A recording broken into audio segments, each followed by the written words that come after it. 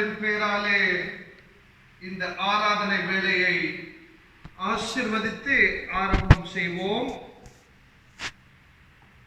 கடவுளை வழிபடுவதற்கு முன்பதாக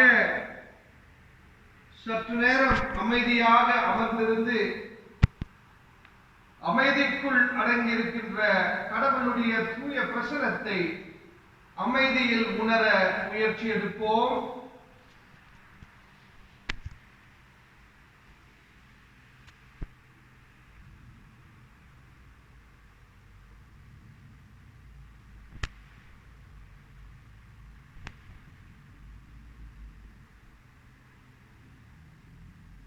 ஜெபம் செய்வோமாக.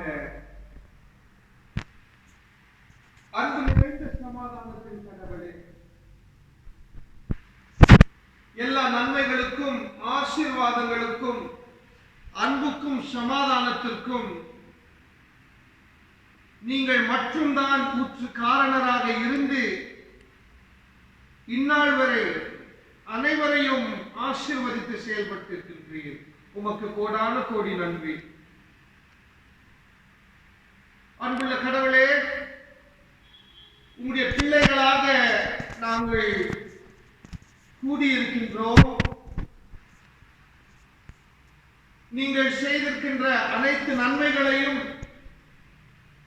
செலுத்தியிருக்கின்ற அனைத்து அன்பையும் உணர்ந்து உமக்கு நன்றி செலுத்தும்படி, உம்முடைய வார்த்தையை படித்து தியானம் செய்யும்படி,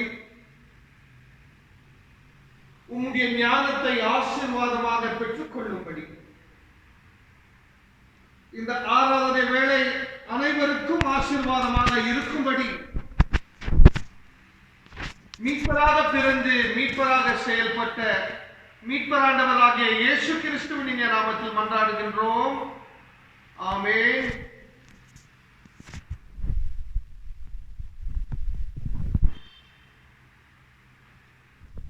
ஆரம்ப பாடலாக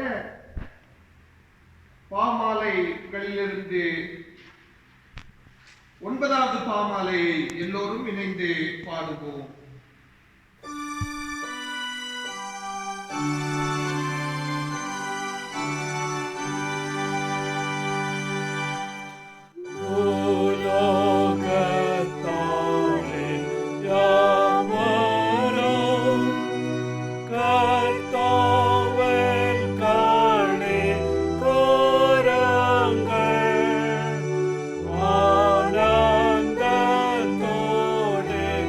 Oh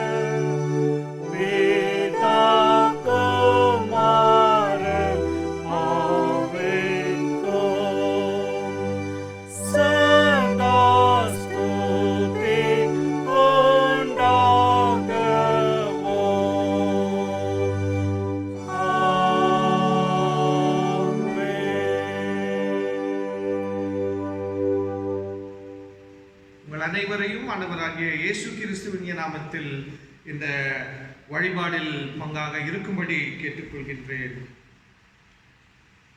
இரண்டாம் ஆராதனை முறை, பக்கம் 76. கடவுள் ஆவியாய் இருக்கிறார். அவரை தொழுது கொள்கின்றவர்கள் ஆவியோடும் உண்மையோடும் அவரை தொழுது கொள்ள வேண்டும். நம்முடைய பிதாவாகிய கடவுளாலும் கர்த்தராகிய இயேசு கிறிஸ்துவினாலும் உங்களுக்கு கிருபையும் சமாதானமும் உண்டாவதாக. இது கர்த்தர் உண்டு பண்ணின நாள், இதில் களி கூர்ந்து மகிழ கடவோம். ஆண்டவரே, எங்கள் உதடுகளை திறந்தருளும். பிதாவுக்கும் குமாரனுக்கும் பரிசுத்த ஆவியுக்கும் மகிமை உண்டாவதாக.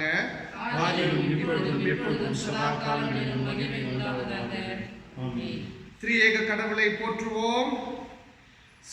சேனைகளின் கடவுளாகிய கர்த்தரே, நீர் பரிசுத்தர், பரிசுத்தர், பரிசுத்தர். வானமும் பூமியும் உமது மகிமையினால் நிறைந்திருக்கின்றன. உன்னதத்திலே ஓசன்னா.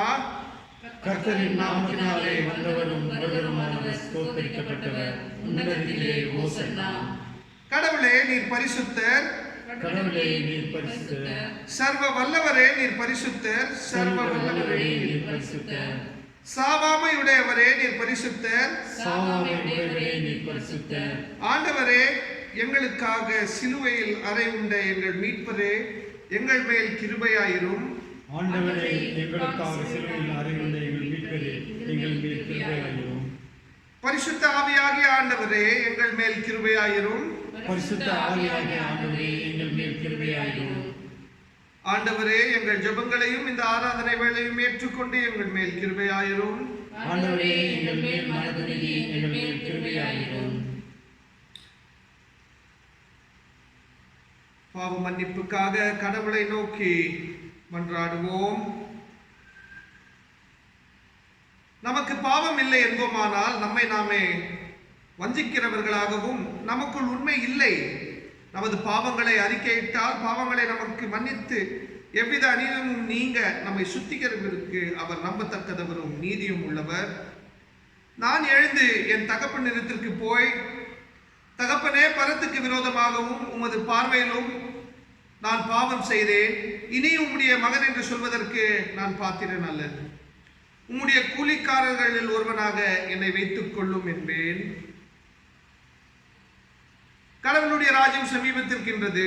மனம் திரும்பிய சுவிசேஷத்தில் நம்பிக்கை வையுங்கள்.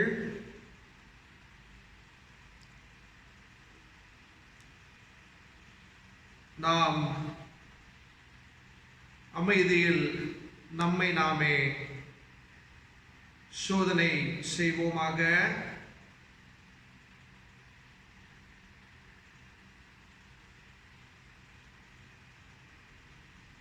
சர்வ வல்லமையுள்ள கடவுளிடத்தில் நாம் நமது பாவங்களை தாழ்மையோடு அறிக்கை செய்வோம். எல்லோரும் இணைந்து சொல்லலாம். சர்வ வல்லமையும் நிகழ்ந்த இரக்கமும் பிதாவே, தப்பிப்போன ஆடுகளைப் போல நாங்கள் உம்முடைய வழிகளுக்கு வழியை அறிந்து போனோம். எங்கள் இருதயத்தின் யோசனைகளுக்கும் விருப்பங்களுக்கும் மிகவும் இணங்கி நடந்தோம். உமது பரிசுத்த கற்பனைக்கு விரோதமாய் குற்றம் செய்தோம். செய்யத்தக்கவைகளை செய்யாமல் செய்யத்தகாதவைகளை செய்து வந்தோம். எங்களுக்கு சுகமே இல்லை. ஆனாலும் ஆண்டவரே, தேவி இயேசு கிறிஸ்துவின் மூலமாய் மனிதருக்கு அருள் செய்த வாக்குத்தத்தப்படியே நீர் வாக்கினுள்ள குற்றவாளிகளாகிய எங்களுக்கு இரங்கும். தப்பிதங்களை அறிக்கிற எங்களை ஞானியும் பாவத்தின் நிமித்தம் துக்கப்படுகிற எங்களை சீர்படுத்தும். மிகவும் இரக்கமுள்ள பிதாவே, உம்முடைய பரிசுத்த நாமத்துக்கு மகிமை உண்டாகும்படி நாங்கள் இனிய பக்தியும் நீதியும் தெளிவுள்ளவர்களாய் நடந்து வர இயேசு கிறிஸ்துவின் எங்களுக்கு கிருபை செய்தருளும். ஆமென். கடவுளிடத்தில் இருந்து மன்னிப்பை பெற்றுக் கொள்ளலாம். சர்வ வல்லமையும் மிகுந்த இரக்கமும் உள்ள ஆண்டவர் மன்னிப்பையும் பாவ நிவர்த்தியையும் நமக்கு கட்டளை அருளி வாழ்க்கையை சீர்படுத்துவதற்கான காலத்தையும் தமது பரிசுத்த ஆவியின் கிருபையும் தேற்றுதலும் தந்தருள்வாராக. ஆமென். ஆண்டவரை துதியுங்கள். துதிப்படுவதாக. இந்த நாளுக்குரிய கடவுளுடைய வார்த்தை இப்பொழுது படிக்கப்படும்.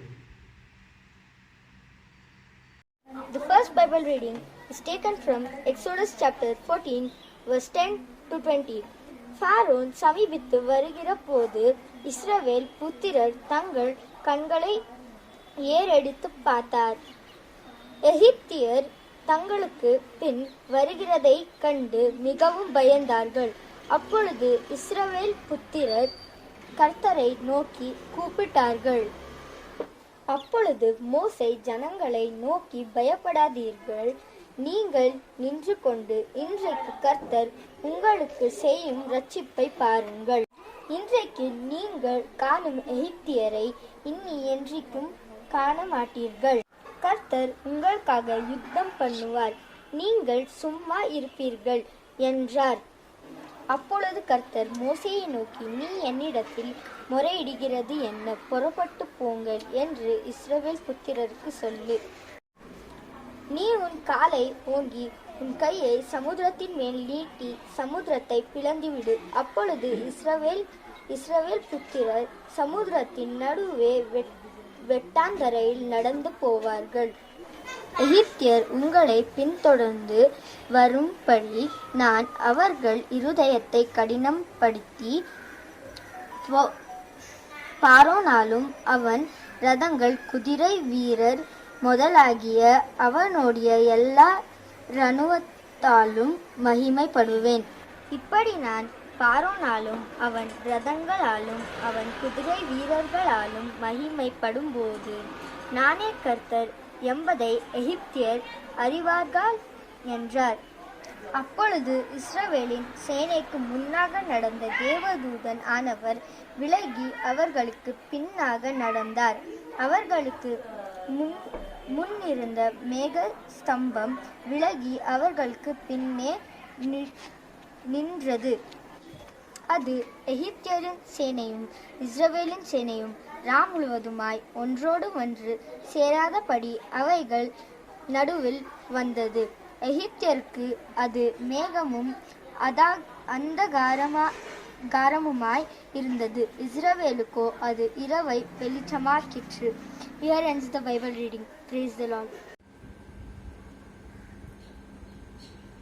வாசிக்கும்படியாக கொடுக்கப்பட்ட இரண்டாம் வேத பாடம் அப்போஸ்தலர் நடபடிகள் 16ஆம் அதிகாரம் வசனங்கள் 19 முதல் 34 முடிய. அப்போஸ்தலர் 16ஆம் அதிகாரம் வசனங்கள் 19 முதல். அவருடைய எஜமான்கள் தங்கள் ஆதாயத்து நம்பிக்கையை அற்றுப்போயிற்று என்று கண்டு பவுலையும் சீலாவையும் பிடித்து சந்தை வெளியில் உள்ள அதிகாரிகளிடத்தில் இழுத்து கொண்டு போனார்கள்.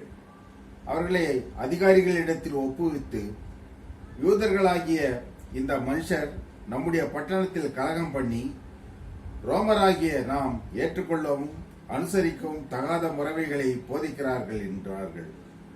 அப்பொழுது ஜனங்கள் கூட்டம் கூடி அவர்களுக்கு விரோதமாய் எழும்பினார்கள்.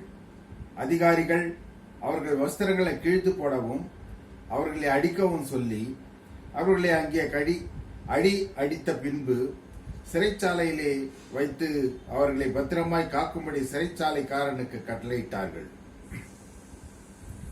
அவன் இப்படிப்பட்ட கட்டளையை பெற்று அவர்களை உட்காவலறையிலே அடைத்து அவர்கள் கால்களை தொழுமரத்தில் மாட்டி வைத்தான். நடுராத்திரியிலே பவுலும் சீலாவும் ஜெபம் பண்ணி தேவனை துதித்து பாடினார்கள். காவலில் வைக்கப்பட்டவர்கள் அதை கேட்டுக்கொண்டிருந்தார்கள். சடுதியிலே சிறைச்சாலையின் அஸ்திபாரங்கள் அசையும்படியாக பூமி மிகவும் அதிர்ந்தது. உடனே கதவுகள் எல்லாம் திறவுண்டது. எல்லாருடைய கட்டுகளும் கழன்று போயிற்று. சிறைச்சாலைக்காரன் நித்திரை தெளிந்து சிறைச்சாலையின் கதவுகள் திறந்திருக்கிறதை கண்டு கட்டுண்டவர்கள் ஓடி போனார்கள் என்று எண்ணி பட்டயத்தை உருவி தன்னை கொலை செய்து கொள்ள போனான். பவுல் மிகுந்த சத்தமிட்டு, நீ உனக்கு கெடுதி ஒன்று செய்து கொள்ளாதே, நாங்கள் எல்லோரும் இங்கேதான் இருக்கிறோம் என்றான். அப்பொழுது அவன் தீபங்களை கொண்டு வர சொல்லி உள்ளே ஓடி நடுநடுங்கி பவுலுக்கும் சீலாவுக்கும் முன்பாக விழுந்து அவர்களை வெளியே அழைத்து வந்து, ஆண்டவமாரே, ரட்சிக்கப்படுகிறதற்கு நான் என்ன செய்ய வேண்டும் என்றான். அதற்கு அவர்கள், கர்த்தராகிய இயேசு கிறிஸ்துவை விசுவாசி, அப்பொழுது நீயும் உன் வீட்டாரும் ரட்சிக்கப்படுவீர்கள் என்று சொல்லி அவனுக்கும் அவன் வீட்டில் இருந்த யாவருக்கும் கர்த்தருடைய வசனத்தை போதித்தார்கள். மேலும் ராத்திரியில் அந்நேரத்திலே தானே அவன் அவர்களை அழைத்துக் கொண்டு போய் அவர்களுடைய காயங்களை கழுவினான். அவனும் அவருடையவர்கள் அனைவரும் உடனே ஞானஸ்நானம் பெற்றார்கள். பின்பு அவன் அவர்களை தன் வீட்டிற்கு கூட்டிக் கொண்டு போய் அவர்களுக்கு போஜனம் கொடுத்து தன் வீட்டார் அனைவரோடும் கூட தேவனிடத்தில் விசுவாசம் உள்ளவனாகி மனமகிழ்ச்சியாய் இருந்தான் என்றார் என்பது வாசிக்கும்படியாக கொடுக்கப்பட்ட 2ஆம் வேத பாடம் வாசித்தாயிற்று. வாசிக்கும்படியாக தெரிந்து கொண்ட சுவிசேஷ வேத பாடம் யோவான் எழுதின சுவிசேஷம் 14ஆம் அதிகாரம் வசனங்கள் 1 முதல் 7 வரை. St. John's chapter 14 verses from 1 to 7. உங்கள் இருதயம் கலங்காதிருப்பதாக, தேவனிடத்தில் விசுவாசமாயிருங்கள், என்னிடத்திலும் விசுவாசமாயிருங்கள். என் பிதாவின் வீட்டில் அநேக வாசஸ்தலங்கள் உண்டு. அப்படி இல்லாதிருந்தால் நான் உங்களுக்கு சொல்லியிருப்பேன். ஒரு ஸ்தலத்தை உங்களுக்காக ஆயத்தம் பண்ண போகிறேன்.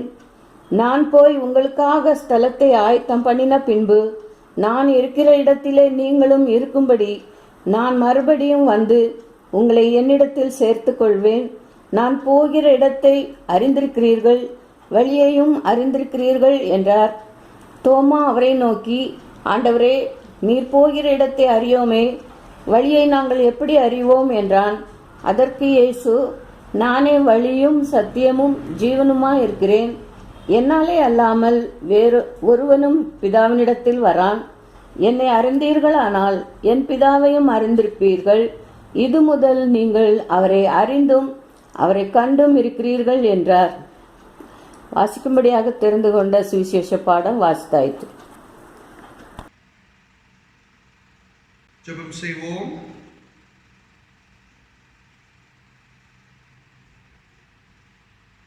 கிறிஸ்துவுக்குள் நம்பிக்கை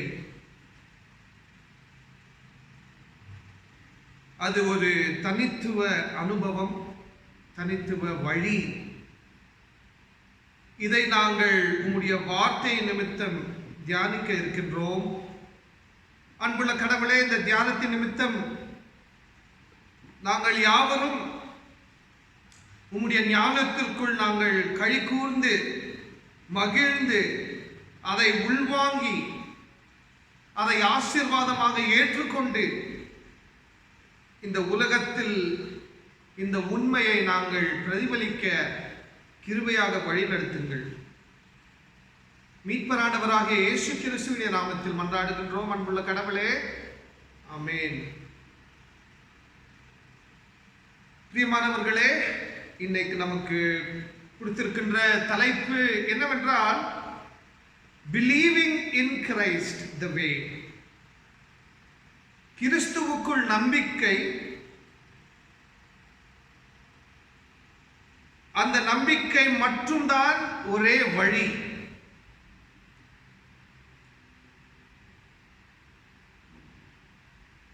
கிறிஸ்து மட்டும்தான் வழி என்ற ஒரு வசனத்தை தியானிக்க இருக்கின்றோம். பிரியமானவர்களே, கிறிஸ்தவர்களாக நாங்கள் கிறிஸ்துவுடைய அன்பை பிரதிபலிக்கக்கூடிய ஒரு நபர்களாக இருக்க வேண்டும். ஆனால் வரலாற்றில் கிறிஸ்தவர்களாக நாங்கள் கடவுளுடைய அன்புக்கும் கிறிஸ்துவினால் நாங்கள் பெற்றுக்கொண்ட அன்பை பிரதிபலிக்காமல் இந்த உலகத்தில் வன்முறைக்கு காரணமாக இருந்திருக்கின்றோம்.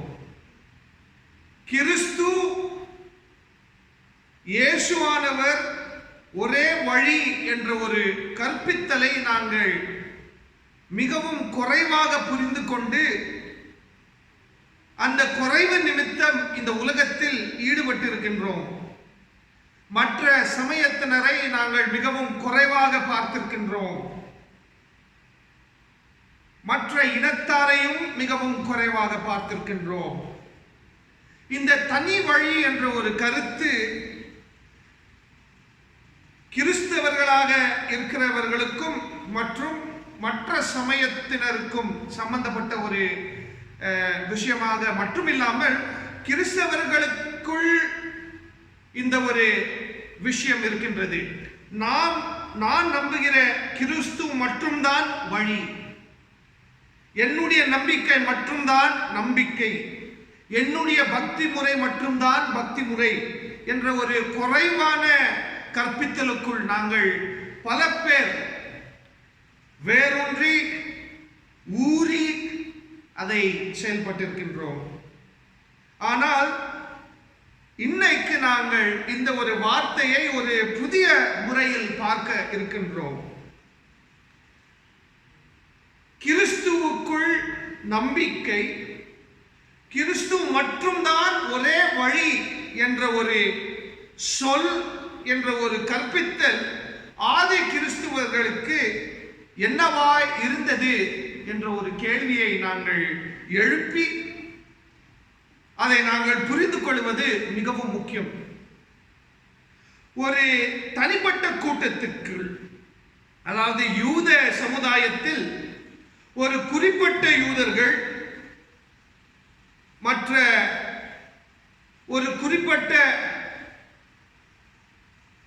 பொருளாதார நிலைமையில் வாழ்ந்தவர்களுக்கு, அடிமைதனத்தில் வாழ்ந்தவர்கள், இவங்கள் அனைத்து பேரும் இணைந்து இந்த நம்பிக்கைக்குள் நிலைத்து நின்றார்கள். இந்த நம்பிக்கையை மையப்படுத்தினார்கள். இந்த நம்பிக்கையை பிறருக்கு பகிர்ந்து வாழ்ந்தார்கள். அதாவது கிறிஸ்துவுடைய அன்பு பொதுவாக இருந்தாலும் அந்த அன்பை புரிந்து கொண்டவர், அந்த அன்பை உணர்ந்தவர்கள் ஒரு குறிப்பிட்ட சமூகம் மட்டும்தான், ஒரு குறிப்பிட்ட கூட்டம் மட்டும்தான்.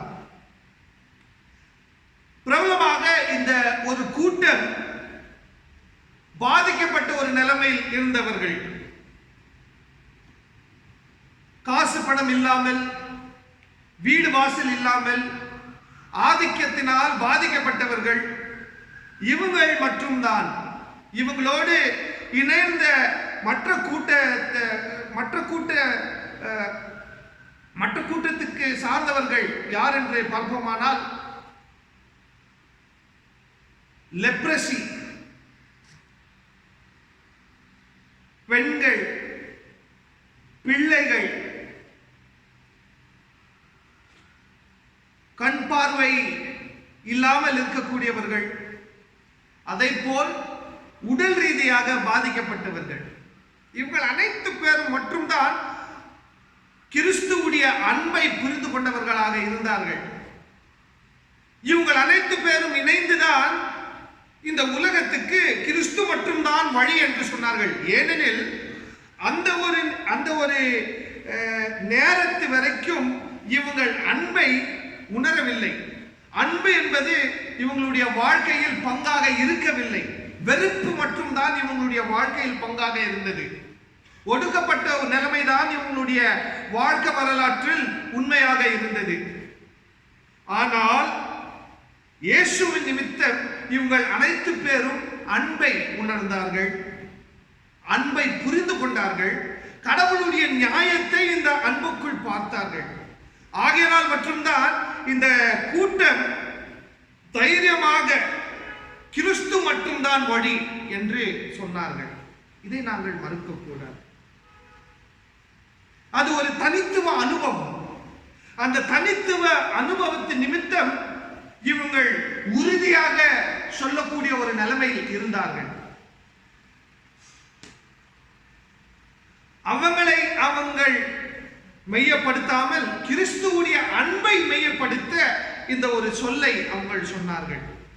இயேசு மட்டும்தான் வழி என்று சொல்கின்ற வேளையில் அவங்களை வெறுத்து கிறிஸ்துவை மையப்படுத்தினார்கள், கிறிஸ்துவுடைய அன்பை மையப்படுத்தினார்கள், கிறிஸ்துவுக்குள் அடங்கியிருக்கின்ற அனைத்து நியாயத்தை சார்ந்த விஷயங்களை, உண்மைகளை மையப்படுத்தினார்கள், அவருடைய செயல்பாடுகளை மையப்படுத்தினார்கள். கிறிஸ்து கற்பித்த, கிறிஸ்து பிரதிபலித்த அரசாங்கத்தை, இறை அரசாங்கத்தை கூறினார்கள். பிரியமானவர்களே, இந்த அடிப்படையில் தான் நாங்கள் படிக்கப்பட்ட 3 பகுதிகளை தியானிக்க இருக்கின்றோம். இந்த அடிப்படை என்பது மிகவும் முக்கியம். அதாவது இந்த சொல்லுக்குள் அடங்கியிருக்கின்ற இன்னொரு உண்மை என்னவென்றால், அன்பை பெற்றுக்கொண்டவர்கள் அன்பினால் நிரம்பி அன்பு நிமித்தம் இந்த வார்த்தையை அவங்க சொல்லினார்கள். அது அன்பை குறிக்கக்கூடிய ஒரு பொருளாக இருந்தது. It was in love relationship with Jesus that they could say Jesus is the only way. அதாவது நம்முடைய வாழ்க்கையில் என்னுடைய குழந்தையை பார்த்தால் எனக்கு மிகவும் சந்தோஷம். என்னுடைய பார்வையில் என்னுடைய குழந்தை தான் இந்த உலகத்திலேயே மிகவும் அழகான ஒரு குழந்தை. ஏனெனில் அது என்னுடைய குழந்தை. பொதுவா எல்லாரும் சொல்லிக்குவாங்க, காக்காக்கு தன் குஞ்சி பொன் குஞ்சி. அதே வரிசைதான், அதே ஒரு அனுபவத்தில் தான் இவங்க கூட சொல்லிக்கிறாங்க, இயேசு மட்டும்தான் ஒரே வழி.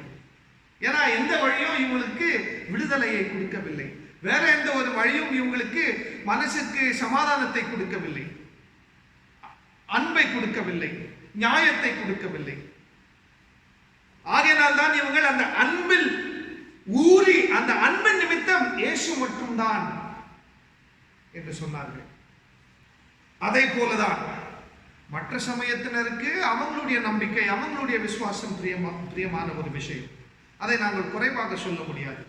ஆனால் நம் வாழ்க்கையில் கிறிஸ்துவுடைய அன்பை நாங்கள் பிரதிபலிக்கின்ற பொழுது அவங்கள் அதை கண்டு அதை நானும் உணர வேண்டும் என்று வந்தால் அது சந்தோஷம். அதை விட்டு என்னுடைய வழி மட்டும்தான் தனி வழி, இந்த வழியில் தான் இந்த முழு உலகமே வர வேண்டும் என்று சொன்னால் அது ஒரு தவறான விஷயமாக இருக்கும். அது அன்பை சார்ந்த ஒரு பொருள் இல்லை, நியாயத்தை சார்ந்த பொருள் இல்லை. என் வழி தனி வழி எனக்கு மட்டும்தான். ஆனால் என் வழி தனி வழி, அதற்குள் பல உண்மைகள் அடங்கியிருக்கின்றது. இதை நான் பிரதிபலிக்க முயற்சி எடுக்கின்றேன். இதை பிரதிபலிக்கின்ற பொழுது மற்ற இனத்தார், மற்ற சமயத்தினர் இதை நானும் ருசிக்க வேண்டும், நானும் அனுபவிக்க வேண்டும் என்று வந்தார்கள். ஆனால் அது சந்தோஷமாக இருக்கும். அது அன்பை பிரதிபலிக்கக்கூடிய ஒரு செயல்பாடாக இருக்கும். பிரியமானவர்களே, சமயத்தினால், நம்பிக்கையினால் பிரிக்கப்பட்ட ஒரு சூழலில் நாங்கள் வாழ்ந்து கொண்டிருக்கின்றோம். இந்த பிரிக்கப்பட்ட ஒரு சூழலில், பிரிஞ்சு இருக்கின்ற ஒரு சூழலில் இப்படியாப்பட்ட ஒரு பக்தி முறையில் நாங்கள் இருப்பது மிகவும் முக்கியமாக இருக்கின்றது. ஏனெனில் இந்த வார்த்தைகளை சொன்ன கூட்டம் அப்படிதான் இருந்தார்கள். அவங்களை அவங்க மையப்படுத்திக்கவில்லை, அவங்களுடைய நம்பிக்கையை மையப்படுத்திக்கவில்லை. அவங்க சொன்ன வார்த்தைக்குள் அடங்கியிருக்கின்ற உண்மை என்னவென்றால், கிறிஸ்துவினால் நான் அன்பை பெற்றுக்கொண்டேன், நியாயத்தை பெற்றுக்கொண்டேன், மனசமாதானத்தை பெற்றுக்கொண்டேன். ஆகையினால் தான் நான் கிறிஸ்து மட்டும்தான் வழி என்று சொல்கின்றேன். உங்களுக்கு விருப்பம் இருந்தால் நாங்கள் இந்த அன்பை, நியாயத்தை பிரதிபலிக்கின்ற பொழுது உங்களுக்கு இந்த பிரதிபலிப்பில் ஏதாவது உணர வேண்டும் என்றால் வாருங்கள். இப்படிதான் ஆதி காலத்தில் கிறிஸ்தவர்கள் செயல்பட்டார்கள். இப்படியாப்பட்ட வழியில் நாங்களும் இருந்தால், இப்படியாப்பட்ட எண்ணங்களில் நாங்களும் இருந்தால் அது நன்றாக இருக்கும். அது கிறிஸ்துவுடைய அன்பை பிரதிபலிக்கக்கூடிய ஒரு விஷயமாக இருக்கும். பிரியமானவர்களே, நமக்கு படிக்கப்பட்ட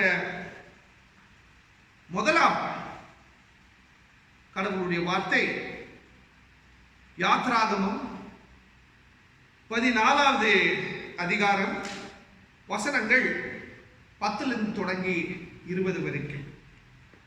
பிரியமானவர்களே, இந்த பகுதியை நாங்கள் கவனமாக படிப்போமானால் 2 முக்கியமான விஷயங்கள். ஒன்று, இந்த கூட்டம் எழுப்பின ஒரு கேள்வி என்னவென்றால், மோசேயை பார்த்து இவங்க அனைத்து பேரும் பயத்தில் முழுகி, மோசே எகிப்தில் செத்தா பொதிக்க இடம் இல்லை, அங்க கல்லறைக்கு இடம் இல்லை என்ற ஒரு எண்ணத்துல நீ வனாந்திரத்துக்கு கொண்டு வந்துட்டியா என்ற ஒரு கேள்வி. நம்பிக்கையற்ற ஒரு சூழலில் இவங்க அனைத்து பேரும் புலம்பிக் கொண்டு விடுதலையை உணர முடியாத ஒரு நிலைமையில் இருந்து கொண்டு மோசே அவர்களை பார்த்து கேட்கின்றார்கள். இதற்குள் இருக்கின்ற அர்த்தம் என்னவென்றால், எகிப்து என்ற ஒரு பட்டணம், எகிப்து என்ற ஒரு அரசாங்கம் அடிமைதனத்துக்கு மற்றும் பெயர்பட்ட ஒரு இடம் இல்லை. பெரிய பெரிய கல்லறைகளை கட்டக்கூடிய ஒரு அரசாங்கமாக இருந்தது, ஒரு கலாச்சாரமாக இருந்தது. கல்லறை, அதன் பிறகு மரணம், இந்த இரண்டு காரியங்களில் இவங்கள் அந்த காலத்தில் வேற எந்த ஒரு இனத்தாரும் செய்யாத ஒரு விஷயங்களை செய்திருக்கின்றார்கள். Egyptians were known for building tombs. Egyptians were known for their philosophy of death. மரணத்தை குறித்து இந்த ஒரு இடத்தில் பலவிதமான கற்பித்தல்கள், பலவிதமான எண்ணங்கள். இந்த ஒரு இடமானது கல்லறைகளுக்கு, பெரிய பெரிய கல்லறை, பெரிய பெரிய ஆலமரத்தை வெளிப்படுத்துகின்ற கல்லறை, இப்படியாப்பட்ட ஒரு இடத்தில் இருந்து வனாந்திரத்துக்கு கொண்டு வந்து கல்லறையே இல்லாம சாவணுன்ற எண்ணத்தில் கூட்டிட்டு வந்தது என்ற ஒரு கேள்வியை மோசே இடத்தில் கேட்கின்றார்கள். பிரியமானவர்களே, இந்த ஒரு அனுபவம் எப்படியாப்பட்ட ஒரு அனுபவம் என்றால், குழப்பம் நிறைந்த ஒரு அனுபவம், குழப்பம் நிரம்பின ஒரு அனுபவம். அதாவது இறையாளர்கள் இதை குறித்து சொல்லுவது என்னவென்றால், இந்த அனுபவம், இந்த அனுபவத்துக்கும் சிருஷ்டியுடைய அனுபவத்துக்கும் ஒப்பு இருக்கின்றது. கடவுள் இந்த உலகத்தை சிருஷ்டிப்பதற்கு முன்பதாக எப்படி குழப்பம் என்ற ஒரு பொருள் இருந்ததோ அதே அனுபவத்தில் தான் இவங்களும் இருக்கின்றார்கள். கொழுப்பத்துக்குள் இருக்கின்றார்கள், மனப்பதற்றத்தோடு இருக்கின்றார்கள், பயத்தோடு இருக்கின்றார்கள். ஆனால் கடவுள் மோசேயை பார்த்து, நீ கவலைப்படாத, நீ போ. அதாவது இவங்க இந்த கேள்வியை எழுப்புற ஒரு சூழல் எப்படியாப்பட்ட ஒரு சூழல், இடம் எப்படியாப்பட்ட ஒரு இடம் என்று பார்ப்பீரானால், சமுத்திரம், தண்ணீர். தண்ணீர் என்றாலே பயம். அது ஒரு புறத்தில்.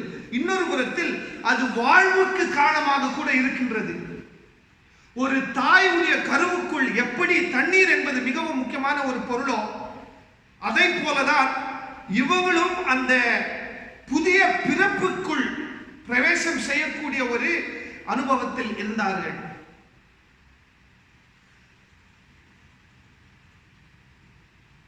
கடவுள் மோசேயை பார்த்து, உன் கையில் வைத்துக் கொண்டிருக்கின்ற பொருளை இந்த சமுதிரத்து மேல் வை, அந்த சமுதிரம் என்பது பிரிந்துவிடும், உன்னுடைய ஆட்களை கூப்பிட்டு நீ போயிடு.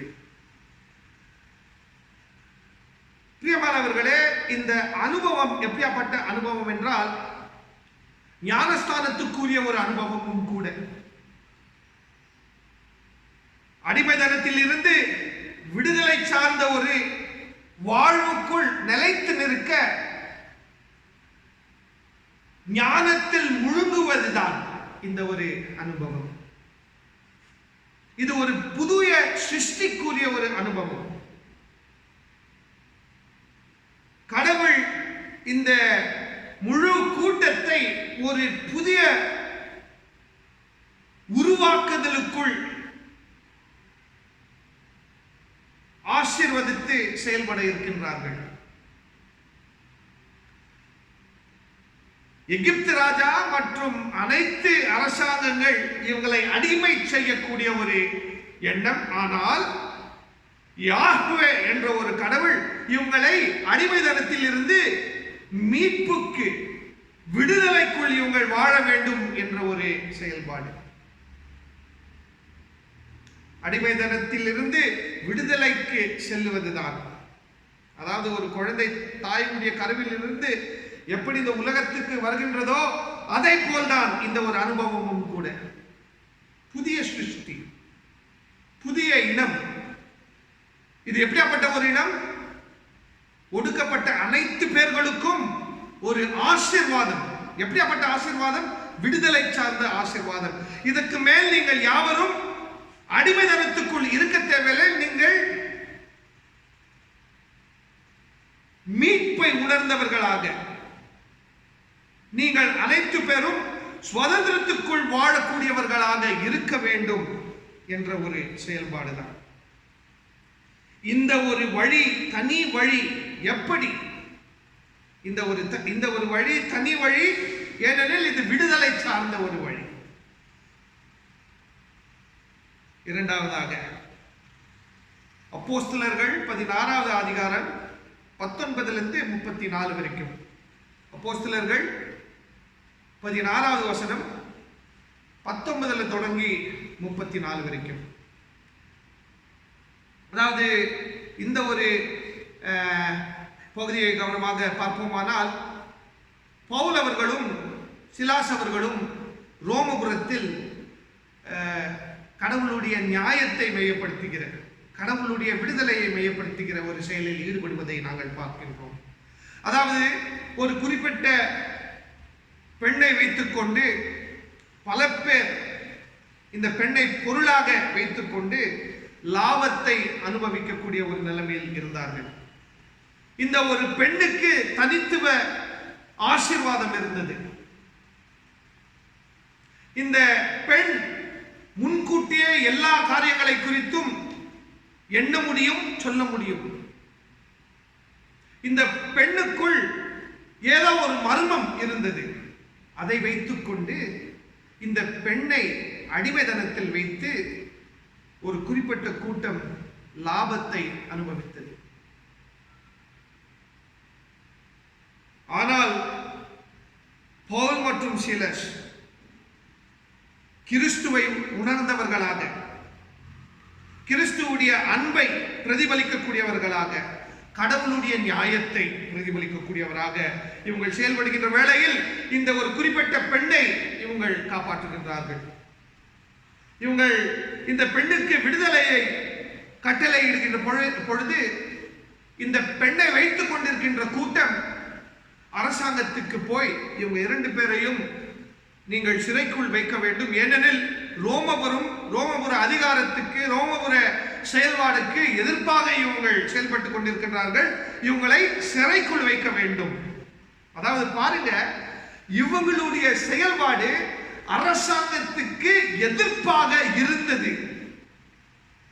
பவுல் மற்றும் சிலசுடைய செயல்பாடு அன்பு நிறைந்த ஒரு செயல்பாடு, நியாயம் நிரம்பின ஒரு செயல்பாடு. இது இரண்டும் ரோமபுரத்துக்கு பொறுக்கவில்லை. ஏனெனில் ரோமபுரம் இந்த 2 பொருள்களுக்கும் எதிர்ப்பாக செயல்பட்டது. எகிப்து ராஜா, எகிப்து அரசாங்கம் எப்படி அடிமைதனத்தை மையப்படுத்தியதோ அதை போல ரோமபுரம், ரோம அரசாங்கம் அடிமைதனத்தை மையப்படுத்துகிறது.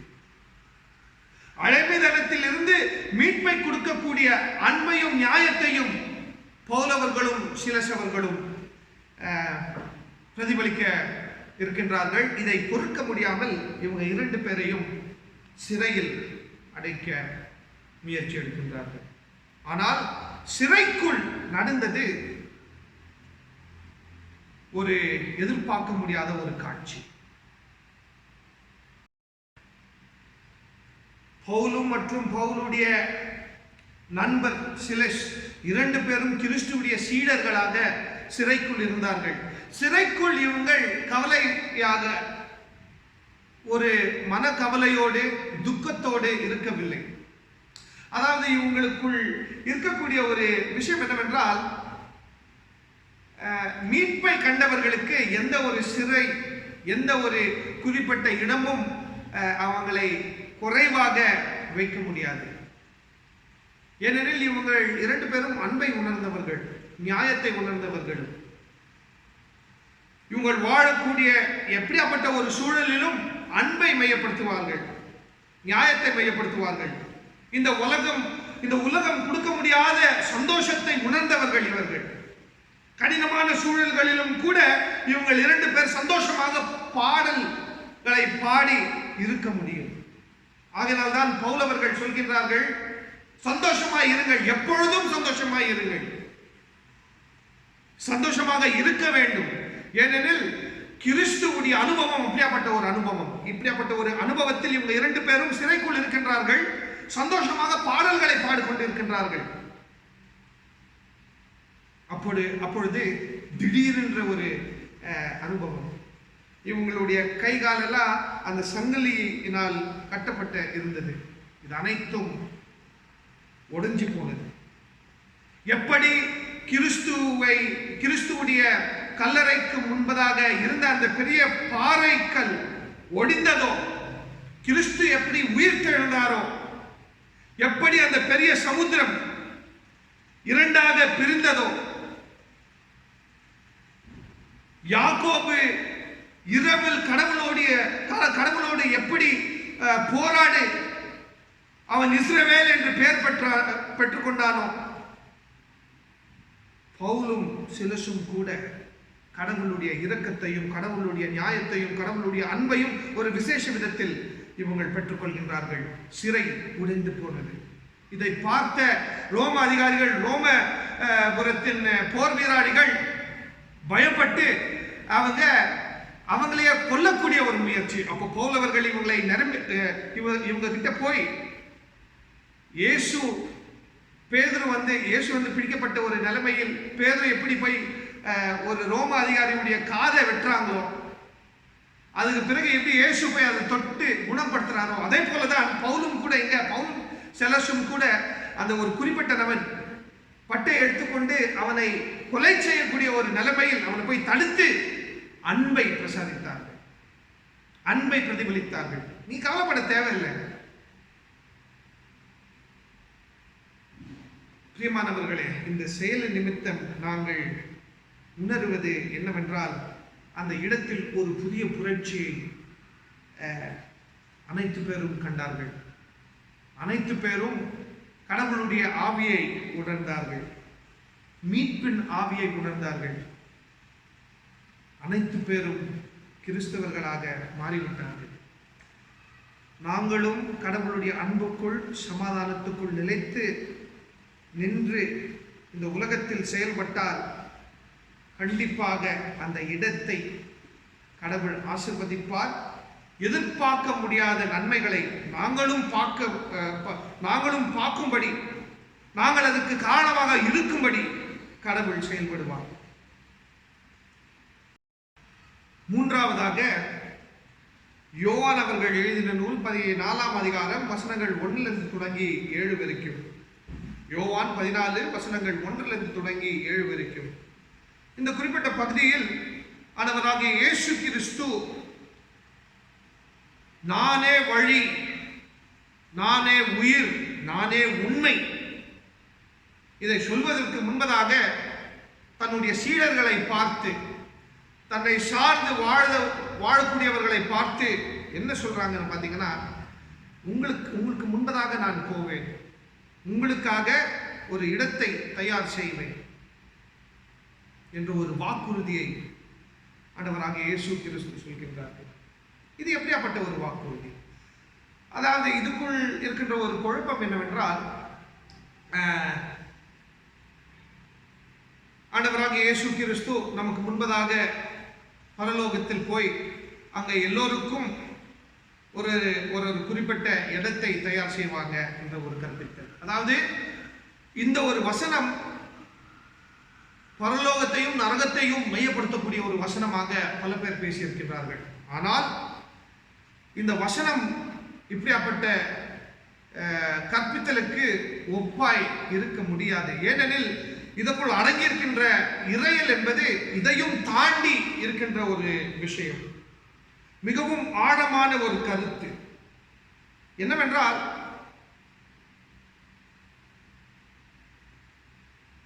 கடவுள் வசிக்கக்கூடிய ஒரு இடம், கடவுள் வசிக்கக்கூடிய ஒரு இடத்தில் உங்களுக்கு நான் ஒரு இடத்தை தயார் செய்வேன், உங்களுக்கு முன்பதாக நான் போவேன். யாஹ்வே கடவுள் இஸ்ரவேல் மக்களுக்கு முன்பதாக எப்படி சென்று செயல்பாடுகள் செய்தார்களோ, இவங்களை எப்படி பாதுகாத்து வழி நடத்தினார்களோ, யோசுவாக்கு முன்பதாக நான் போவேன் என்று எப்படி வாக்குறுதியை கொடுத்தார்களோ, அப்படியேதான் ஆண்டவராகிய இயேசு கிறிஸ்துவும் கூட இவங்களுக்கு சொல்கின்றார்கள். எதற்கு முன்பதாக? இவருடைய மரணத்துக்கு முன்பதாக. அதாவது யோவானானவன் சொல்கின்ற ஒரு விஷயம் என்னவென்றால், மரணத்தை சந்திக்கக்கூடிய ஒரு நிலைமையிலும் கூட அந்த மரணத்தை வைத்துக்கொண்டு ஒரு புதிய கற்பித்தலை ஆண்டவராகிய இயேசு கிறிஸ்து கற்பிக்க முயற்சி எடுத்துக் கொண்டிருக்கின்றார். மரணம் என்ற ஒரு உண்மை இருந்தாலும் அந்த மரணத்துக்குள் ஏதோ ஒரு நன்மை அடங்கி இருக்கின்றது. நானே வழி, நானே உயிர், நானே உண்மை, அதையும் தாண்டி நானே உயிர் தெழுந்துதல் என்ற ஒரு விஷயத்தை யோவானானவன் இங்க சொல்ல இருக்கின்றான். மரணம் என்பது ஒரு முடிவு என்ற ஒரு நிலைமையில் இருந்தார்கள் இவங்க யாவரும். மரணத்தை சந்திக்க இவங்கள் ஆவலாக இருந்தார்கள். ஏனெனில் இவங்களுடைய வாழ்வு அப்படிப்பட்ட ஒரு வாழ்வு. வாழ்ந்து கொண்டு இருந்தாலும் கூட இவங்கள் மரணத்தை அனுதினத்தில் அனுபவித்துக் கொண்டிருந்தார்கள். இதை அனைத்தும் அறிந்து கொண்டு புரிந்து கொண்டு இதை எதிர்த்து மரணத்தையும் கூட அனுபவித்து அந்த மரணத்தின் நிமித்தம் ஒரு புதிய உருவாக்குதலுக்கு இவர் ஆண்டவராகிய இயேசு கிறிஸ்து செயல்பட்டார்.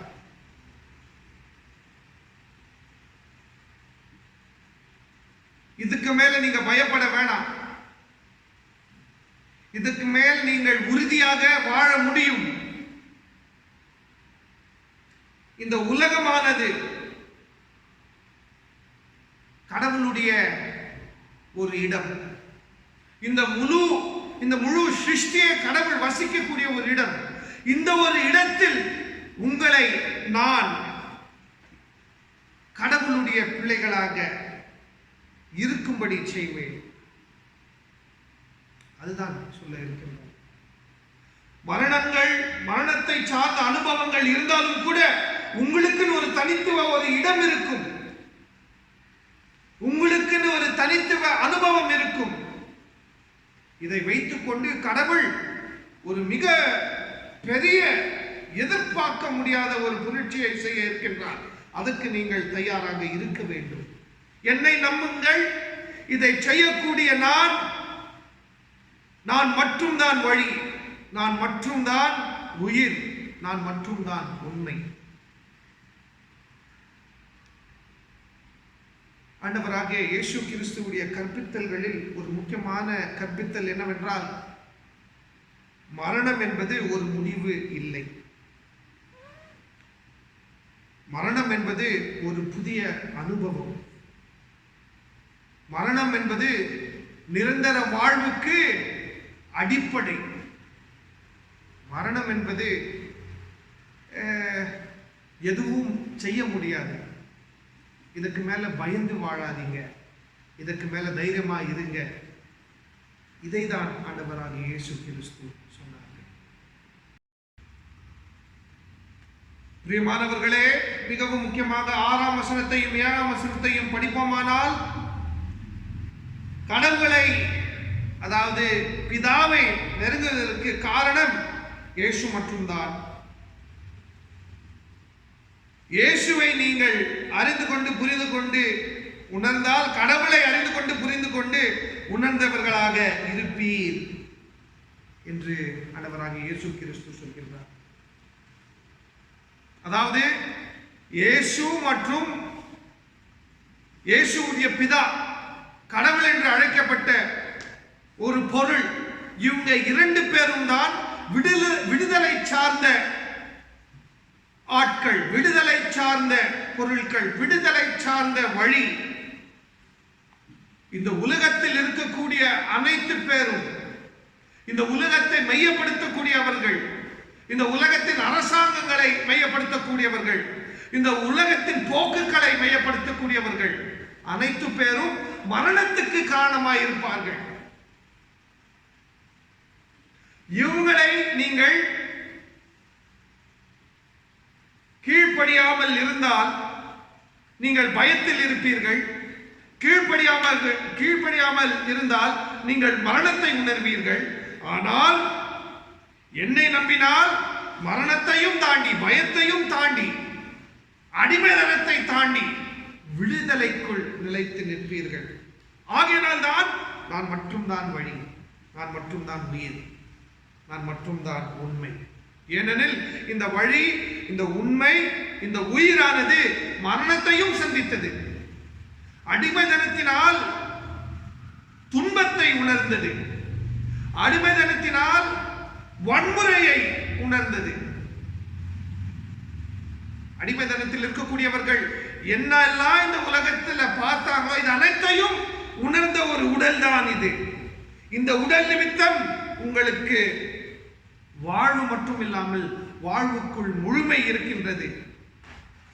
ஆகையினால் தான் தைரியமாக இயேசு அவர்கள் சொல்ல முடிந்தது, இந்த உடைந்து போன உடலை நீங்கள் பார்க்கின்ற பொழுது கடவுளை பார்த்த மாதிரி,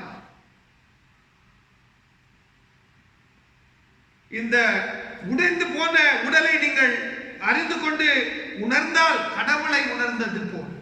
ஏனெனில் கடவுளும் கூட இந்த வரலாற்றில் விடுதலைக்காக பாடுபட்ட ஒரு கடவுளாக இருந்திருக்கின்றார். உடைக்கப்பட்ட ஒரு நிலைமையில் இருக்கின்றார். பதறக்கூடிய ஒரு நிலைமையில் இருந்திருக்கின்றார். கதறக்கூடிய ஒரு நிலைமையில் இருந்திருக்கின்றார். ஒரு தாய் போல் செயல்பட்டிருக்கின்றார். ஒரு தந்தை போல் செயல்பட்டிருக்கின்றார். மீட்பை மையப்படுத்த முயற்சிகளை எடுத்துக்கொண்டிருக்கின்றார். பிரியமானவர்களே, ஆண்டவராகிய இயேசு கிறிஸ்து மட்டும்தான் வழி என்று சொல்லலாம். ஆனால் சொல்லுவதற்கு முன்பதாக அதை நாங்கள் பிரதிபலிக்க வேண்டும். இயேசு கற்பித்த கற்பித்தல் நிமித்தம் நாங்கள் விழிப்புணர்வை கண்டு கொண்டு அந்த விழிப்புணர்வின் நிமித்தம் கடவுளுடைய கிறிஸ்துவின் நிமித்தம் நாங்கள் புரிந்து கொண்ட அன்பையும் நியாயத்தையும் மேம்படுத்த வேண்டும். அப்பொழுது மட்டும்தான் அந்த தனி வழியை நாங்கள் புரிந்தவர்களாக இருக்க முடியும். அந்த தனி வழியை குறித்து நாங்கள் பேசக்கூடியவர்களாக இருக்க முடியும். இது இயேசுவுக்குரிய ஒரு வழி, எனக்குரிய ஒரு வழி இல்லை, உங்களுக்குரிய ஒரு வழி இல்லை. இது இயேசுவுக்குரிய ஒரு வழி. இந்த வழியில் நீங்க சொல்லலாம், நான் சொல்லலாம், சொல்லாம போலாம். ஆண்டவராகிய இயேசு கிறிஸ்து இந்த வழிக்குள் பல பேரை கொண்டு வருவாங்க. அந்த நம்பிக்கை எனக்கு இருக்கின்றது. ஏனெனில் இயேசு எப்படி விடுதலையை நம்பினார்களோ, ஆரம்ப காலத்தில் இயேசுடைய சீடர்கள் எப்படி விடுதலையை நம்பினார்களோ, அந்த ஆதி திருச்சபை எப்படி கடவுளால் உணர்ந்த மீட்பை நம்பினார்களோ, நானும் விடுதலையையும் மீட்பையும் நம்பக்கூடியவனாக இருக்கின்றேன். நீங்களும் நம்பக்கூடியவர்களாக இருப்பீர் என்று நம்புகின்றேன். கடவுள் தான் இந்த வார்த்தைகளை உங்களுக்கு ஆசீர்வாதமாக கொடுத்திருக்கின்றார்கள்.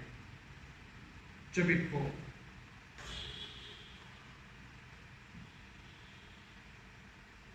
கடவுளே, இந்த வார்த்தைகளுக்காக உமக்கு கோடான கோடி நன்றி.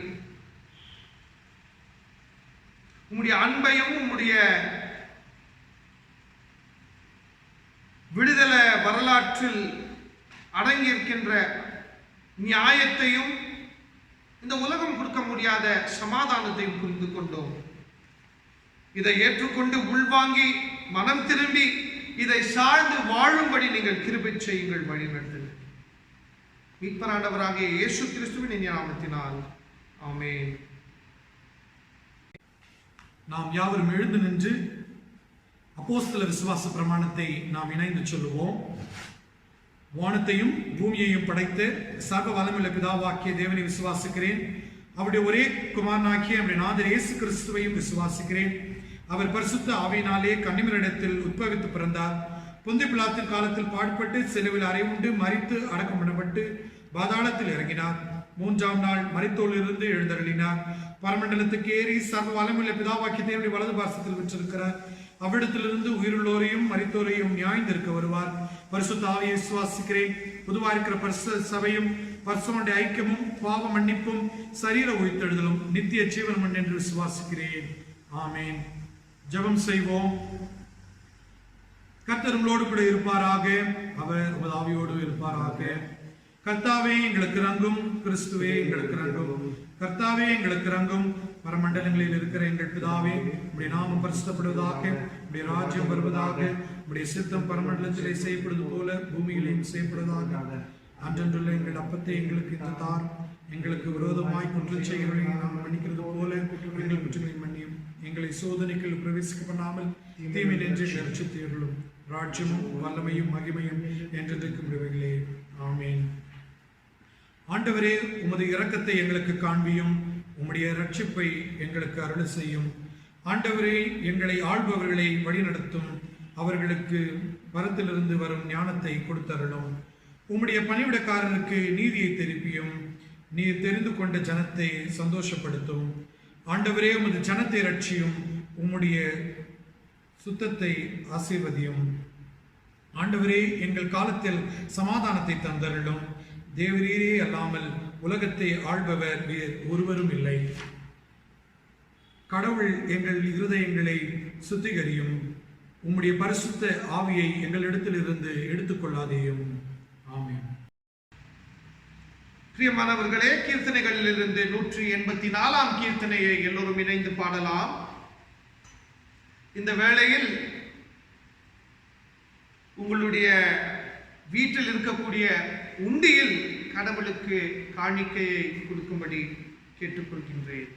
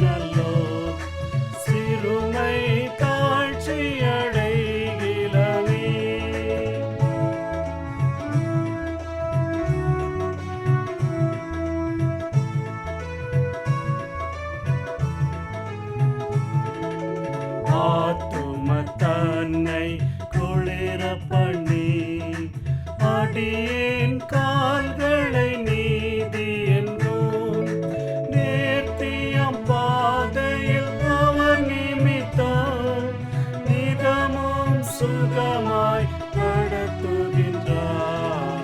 தேவபிதா என் மேய்ப்பனல்லோ சிறுமை தாழ்ச்சி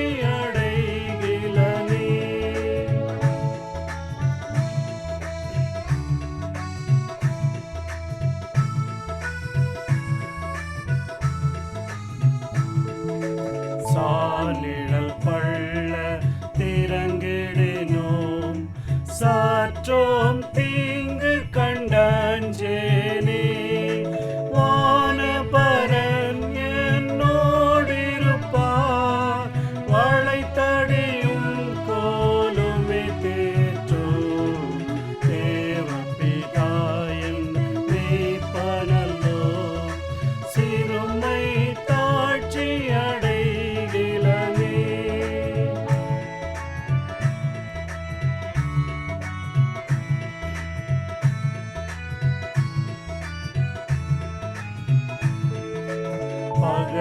பகைவர்க்கெதிரே ஒரு பந்தி பாங்காயனக்கென்றேற்படுத்தி சுகத்தையிலும் கொண்டேன் தலையை சுக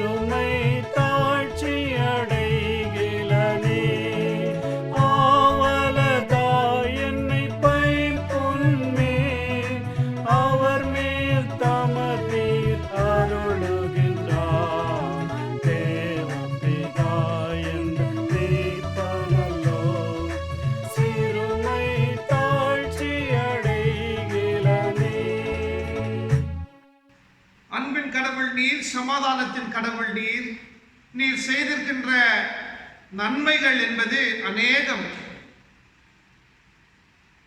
இந்த நன்மைகளில் இருந்து அன்புள்ள கடவுளே, ஒரு சிறிய பங்கை நாங்கள் அனைவரும் உமக்கு காணிக்கையாக கொடுத்திருக்கின்றோம். இந்த காணிக்கையை ஏற்றுக்கொள்ளுங்கள், இந்த காணிக்கையை ஆசீர்வதிங்கள்.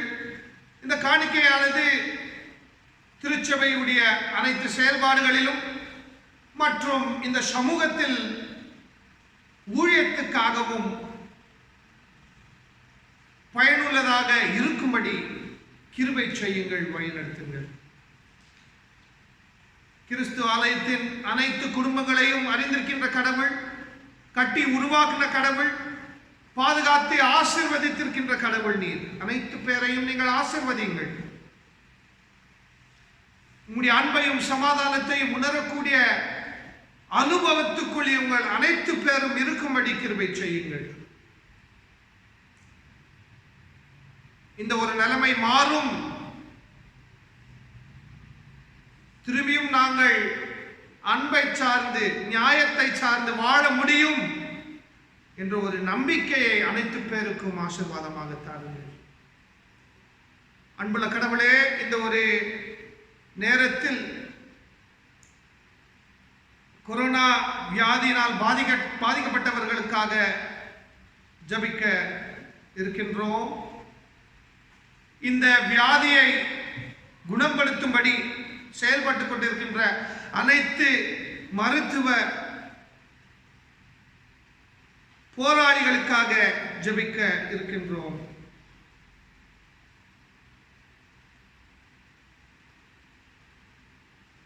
அதையும் தாண்டி அன்புள்ள கடவுளே, வீடை விட்டு பல தூரத்தில் வேலை வாய்ப்புகளை தேடிக்கொண்டு வந்து வீடுக்கு திரும்ப முடியாமல் ரோட்டில் தவித்துக் கொண்டிருக்கின்றவர்களுக்காக மன்றாடுகின்றோம். நம்பிக்கையற்ற ஒரு சூழலில் பல பேர் உயிரை இழந்து கொண்டிருக்கின்றார்கள்.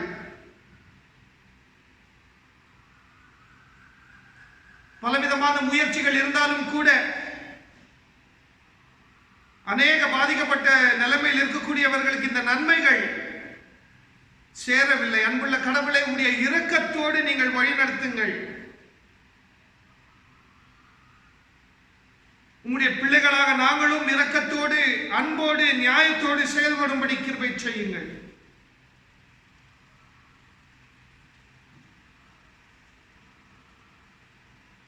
வேலைகள் இல்லாமல் அன்புள்ள கடவுளே, வீட்டுக்குள் சம்பளத்தை கொண்டு வர முடியாத ஒரு நிலைமையில் பல குடும்பங்கள் இருந்து கொண்டிருக்கின்றது. காசு பணம் இல்லாமல் இருக்கிறதை வைத்துக் கொண்டு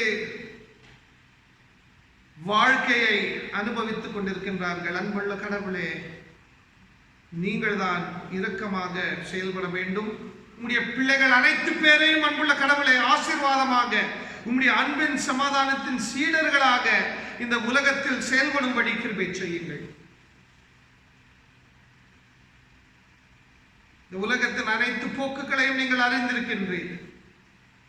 இந்த வியாதிக்குள் அடங்கியிருக்கின்ற மர்மத்தை அறிந்திருக்கின்றீர், அநியாயத்தை அறிந்திருக்கின்றீர்.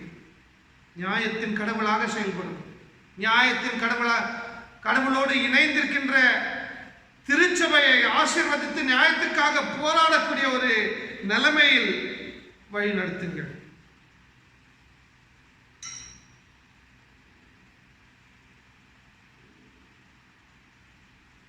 இது அனைத்தையும் அன்புள்ள கடவுளை உடைய பாதத்தில் வைத்து நீங்கள் நடத்துவீர் என்ற நம்பிக்கையில் இந்த ஜெபத்தை மீட்பரானவராக இயேசு கிறிஸ்துவின் நாமத்தில் மன்றாடுகின்றோம். அன்புள்ள கடவுளே, ஆமென்.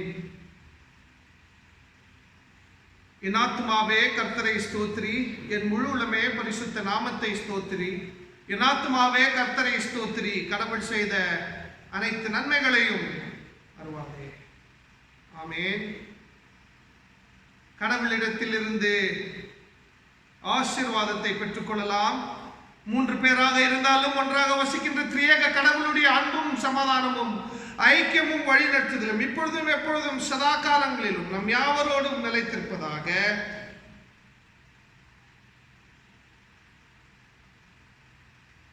முடிவு பாடலாக புத்துழ்ச்சி பாடல்களிலிருந்து 385ஆம் பாடலை எல்லோரும் இணைந்து பாடுவோம்.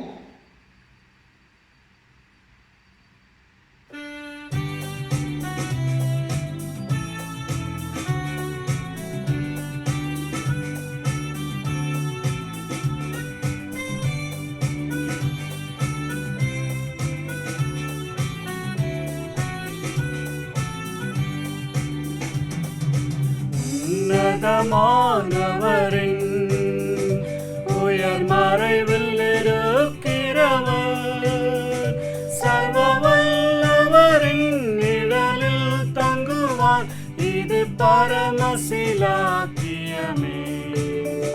சர்வ வல்லவரின் நிழலில் தங்குவார், இது பரமசிலாக்கியமே. அவர் சேட்டையின் கீழ் அடைக்கலம் புகவே தம் சிறகுகளால் மூடுவார். அவர் சேட்டையின் கீழ் அடைக்கலம் புகவே தம் சிறகுகளால் மூடுவார்.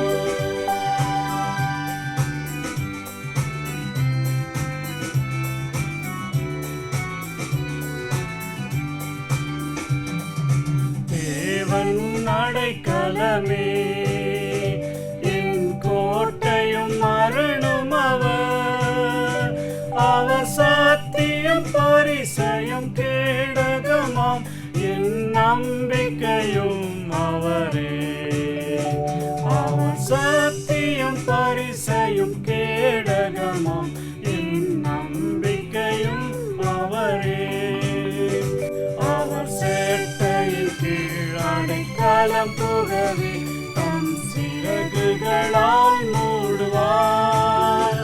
அவர் சேட்டையின் கீழ் அடைக்கலம் புகவே தம் சிறகுகளால் மூடுவார்.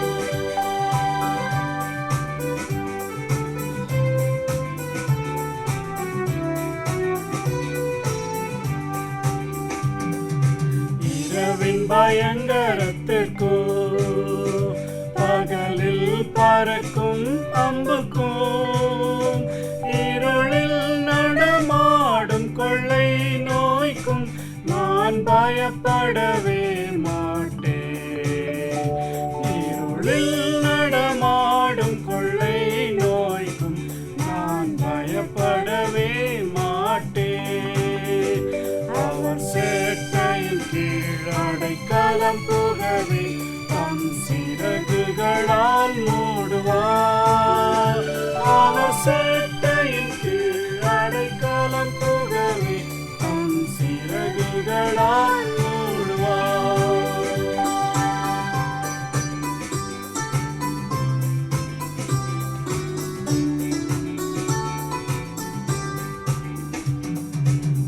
ஆயிரம் 10,000 பேர்கள் உன் பக்கம் விழுந்தாலும், அது ஒரு காலத்தும் உன்னை அணுகிடாது. உன் தேவனும் தாவரமே, அது ஒரு காலத்தும் உன்னை அணுகிடாது. உன் தேவனும் தாவரமே. அவர் சேட்டையின் கீழ் அடைக்கலம் புகவே தம் சிறகுகளால் மூடுவார். அவர் சேட்டையின் கீழ் அடைக்கலம் புகவே தம் சிறகுகளால் மூடுவார்.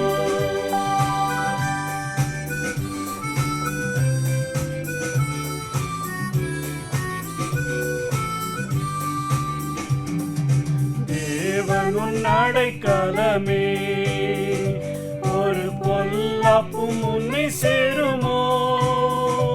ஒரு வாதையும் உன் கூடாரத்தை அணுகாமலை காத்திடுவார்.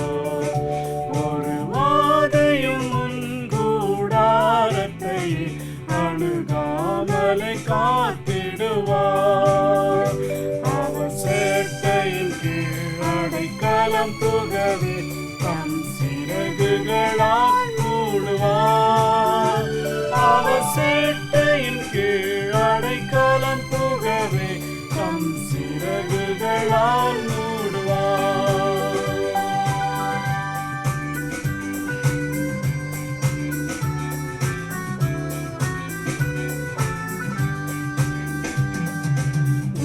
வழிகளில் எல்லாம் உன்னை தூதர்கள் காத்திடுவார்.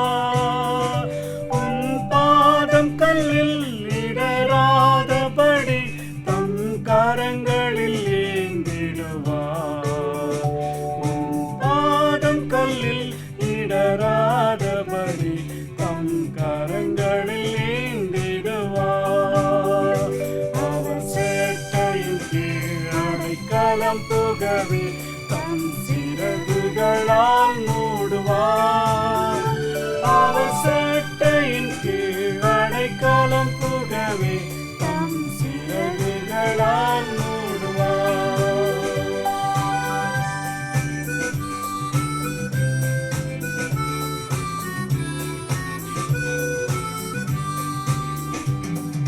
சிங்கத்தின் மேலும் நடந்து வலு சர்ப்பத்தையும் மிதிப்பார். அவர் நாமத்தை நீ முற்றும் நம்பினதால் உன்னை விடுவித்து காத்திடுவார். அவர் நாமத்தை நீ முற்றும் நம்பினதால் உன்னை விடுவித்து காத்திடுவார். அவர் சேட்டையின் கீழ் அடைக்கலம் புகவே தம் சிறகுகளால் மூடுவார். அவர் சேட்டையின் கீழ் அடைக்கலம் புகவே தம் சிறகுகளால் மூடுவார்.